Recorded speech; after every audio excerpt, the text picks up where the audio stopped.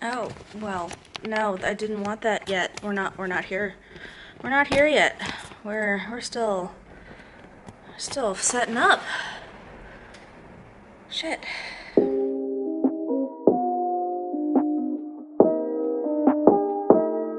Hi. I don't even know how to start this video. We are in for some low effort content today because I am sick. I do not have COVID. I'm feeling really kind of shit and headaches, and I have tea.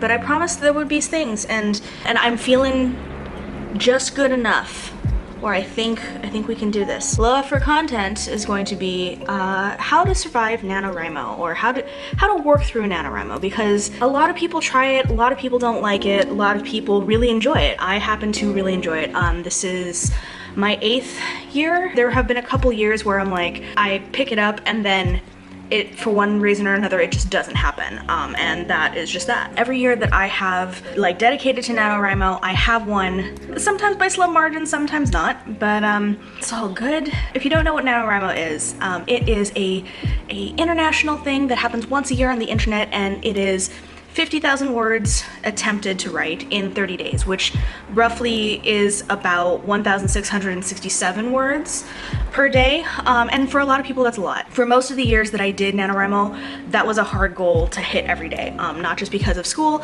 but because of inspiration, just running ragged, especially toward the end. Burnout is a huge problem with people who attempt NaNoWriMo and who are not prepared for it. And I know this is coming a couple days late, but I'm not here to tell you how to prep for NaNoWriMo. I am here to tell you things that you need to keep in mind that may help you get through possibly the hardest month of the year for most of us. Strap in, grab a drink.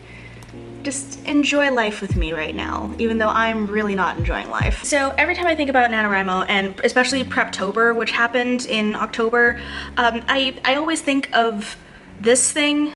Make the plan, execute the plan, expect the plan to go off the rails, throw away the plan. If that isn't every single NaNoWriMo that I've ever attempted, I don't know what is. Shit happens, life happens, ideas happen. Brain does not work one day. You have to just let it be. Just whatever it is at the end, let it be. These are the freebies. This is not the real, actual tips and tricks. This is the reminder that you can't go into this thinking that you have control. You cannot go into this thinking that 50,000 words is exactly what you need to accomplish. You don't even have to write a novel. You can be editing a novel. You can be fluffing out an old novel. You can be starting a lot of mini projects and you just want 50,000 words as a word count. This thing that we are trying to accomplish, 50,000 words in 30 days, is an arbitrary goal. For some people, it works really well. I like being beholden to arbitrary numbers, and so this works really well for me. For a lot of people, this does not. My favorite author, V.E. Schwab, has never done NaNoWriMo. Her process is not counted solely in word count. There are a lot of different things that constitute as writing that can't be put down in words that were, that were edited or written, new things. This is not for her, and so she's never done it. If this is not for you and you just wanted to try it out, there's no shame in saying this isn't for me. I think that Nano has become sort of divisive over the last few years because there have been people who have been very particular about how you go about NaNoWriMo, and that was never the intention. The intention was to do something. If you keep that in mind, all this is a way to do work and set aside time to do work. You'll be fine. I seriously feel like my head is about to explode, but here we are. So here is the actual real advice that I think will help pretty much anyone. First off, remember to write what makes you happy. For most people, having a not quite 2,000 word a day goal is really difficult. So you want to write the things that make you happy. If that means writing all of your action scenes first or all of your romance scenes first, then do that thing. If that means writing everything in order, do that. Just have fun with it and enjoy what you are writing. If you're not enjoying what you're writing, there's no reason for you to be suffering in the way that you are. 2, remember that this is a trash draft. This is not a first draft, usually. This is not even, your first or second draft. This is a trash draft, whether you planned it out or not. This is you putting sand in the sandbox. You are putting words down. If you don't put the words down, there's nothing for you to edit. There's nothing for you to improve on. This is a trash draft. Let it be the beautiful trash that it is. Everything can be cleaned up later. I am starting to lean more, as far as teaching is concerned, into calling it a sandbox draft, because you are putting sand in the sandbox. As you do this, you don't just expect to grab a bunch of sand, put it in a spot, and for it to be a beautiful piece of art. You've just moved all of the sand that you want to work with. And then you start to carve out whatever it is that you want. This sandbox draft needs to happen before you can get to your first draft. It doesn't have to be good, it just has to be there. 3, and this one is advice to everyone if you want to be a serious writer, and that is to make time to write. I didn't say how much time, I just said make time. I also didn't say write every day, I just said make time. Whether it is your 5 to 10 minutes a day, whether you set aside a full hour every day, whether or not you set aside only your weekends or only a Friday or only a Saturday or whatever, make that time your time to write. And this is going to be different for everybody depending on your life circumstances, your energy levels. You're going to have to find out what works for you. But make sure that you make that time, because if you put it off and put it off, I'll get to it when I get to it, it's probably never gonna happen. Do what works for you, but make time to write. This next one is harder for a lot of us, especially these days. You know, misery loves company, and we are all miserable this month, so I would definitely suggest finding a write-in somewhere. I don't know if they're doing any physical write-ins, but a virtual write-in. Sprints are really cool. This is a good opportunity for me to say I'm hosting some sprints every Saturday this month. I'll put the times right here because I know it's 9 p.m. my time. I don't know what time it is your time. Find some friends. If you know some people on the internet, have a little hangout session. I guess, I don't know what the kids do these days. The Zoom thing, the Google Hangouts thing, the whatever. I think that even if you do it just once, that other people are suffering with you this month, it's a good reminder, and it does end up being a lot of fun. Number 5, and this is person to person, try not to compare yourself to other people who are doing this as well. They are on a different path than you are. They are in a different part of their journey. If you are like me and seeing someone else succeed is going to push you to succeed or try to, catch up with them, and it pushes you and it's healthy for you, yeah, sure, okay, fine, this does not apply to you. But for, again, a lot of people who are new to NaNoWrimo, this is your first time doing it, seeing someone who has done this, 5 or 6 years in comparison, and they know their writing style and they've done this for a long time, and then you try to compare yourself to them and you don't see the same results, this might discourage you, and this might be very unhealthy for not just your mental health, but like your journey as a writer. You are trying to do your best with your circumstances because they are not the same. And so you focus on you. This is not a collective group competition. This is a self-fulfilling event. And you need not feel bad that you didn't cross that finish line 15 days in or 20 days in, or if you leave it up until the bleeding last minute. If you did that, you still did it. You are going at your pace. Focus on yourself. Don't worry about other people. I think that this is a great opportunity, NaNoWrimo, to experiment with things that may not make sense. Maybe you want to try switching from first person to third person to second person to some sort of omniscient point of view, throughout, and you just want to make this a huge mess because you want to see what happens. Go for it. If that's going to make you happy, if that's going to motivate you and make you curious about writing this particular scene that you absolutely do not want to write, do that. I know the thing used to be with NaNoWrimo, add a wombat. The wombats have taken over the city. It makes no sense for the plot. But now you have wombats, and now you have different problems, and now you have to figure out how to work with these problems. Experiment, throw something in for funsies. This is your sandbox, this is your trash draft. It's not gonna make a difference as long as there's words down and you're having fun. Experiment. Also, and this is mostly for people like me who are like, no, must write things in order. Try to write things out of order. Or if you write things out of order, try to write things in order. If neither of these works for you, then you've experimented and now you know. Number 7 is to take breaks, and sometimes this is hard. Again, especially if you feel like you're falling behind, especially later in the month, and you're like, I feel like I've taken so many breaks, or I don't feel like I can take a break because there's not enough time, there's not enough time.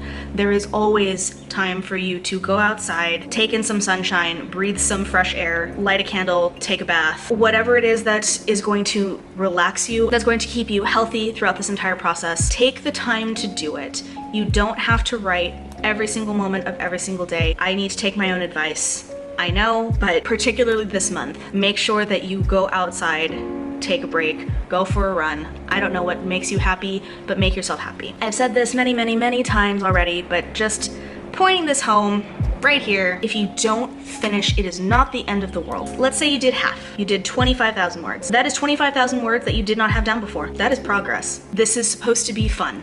This is supposed to be a marathon of work. If your marathon was only a half marathon, you still accomplished the half marathon. Not everyone can do it. If you did a 1K or a 10K, it's still 1K or 10K that you didn't have before. And that's fine. That's wonderful. You still have sand in your sandbox. I'm just gonna keep doing the sandbox thing because apparently it's working right now. My brain is just fluffy. It is so fluffy. It is fluffy like new sandbox. Whatever you accomplish this month is more words than you probably would have accomplished or may have accomplished without setting the time and the effort to do it otherwise. It is perfectly fine if you don't make it to 50,000 words. Don't beat yourself up at the end. Don't beat yourself up throughout the month. If you are falling behind, you fall behind. Don't worry about it unless it's going to make you happy. Number 9, and I see a lot of people doing this. I did it technically because there was a free thing and I wanted the free thing and it was not a good idea. It was really not. Please, when you are done with NaNoWriMo, no matter whether you think you finished the novel, whether you did 100,000 words and you're like, yes,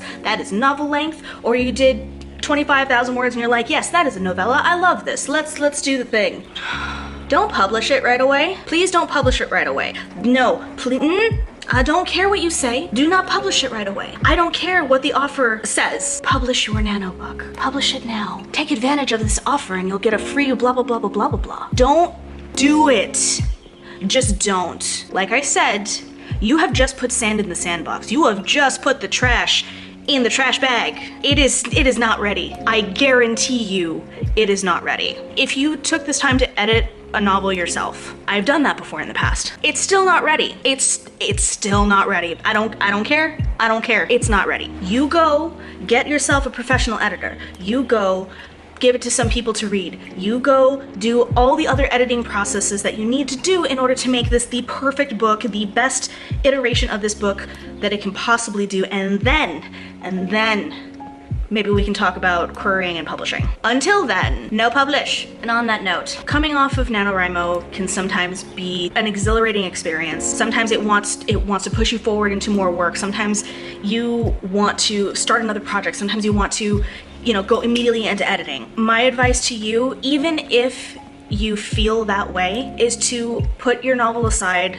for all of December. Just give yourself a break, let it sit, enjoy the holidays because there's a lot of holidays in December, and come back to it maybe January, maybe February. The reason for this is that you are either running on fumes or you are so hyped about this book that you probably think that this is really good and it's wonderful and you're riding that high and you just can't stop talking about it. You did the thing and it's great. Just let it lie for a little bit and you will come back to it and your perspective will have changed even in a few weeks about where your manuscript is in the process, what has happened. Maybe that plot hole that you sort of neatly covered up and decorated real pretty, maybe we fix that hole instead. Maybe that thing that you thought was a plot hole really wasn't because you just delete a couple of words and you're fine. I've done both of these things in all of my manuscripts, honestly. You just need a little bit of a break to come back to it with fresh eyes, no matter how you feel about it at the end of the month. If you are a person who you didn't finish and you want to keep going, I still say take a couple weeks to just get yourself out of the NaNoWriMo mindset. If it works for you, ignore me.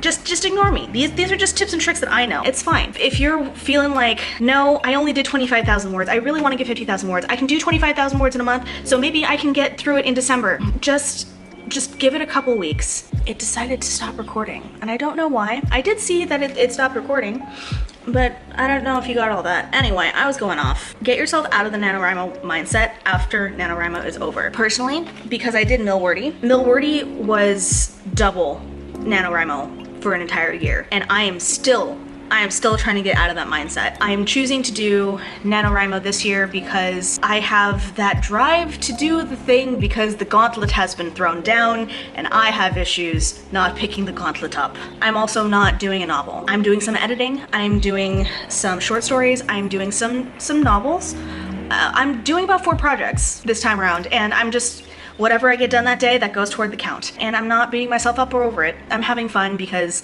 my life is writing. Writing makes me happy generally. Moral of the story is, try to make yourself happy in this time of massive suffering. I think that over a year, almost 2 years now of COVID, we have all become real good at making ourselves happy in times of suffering.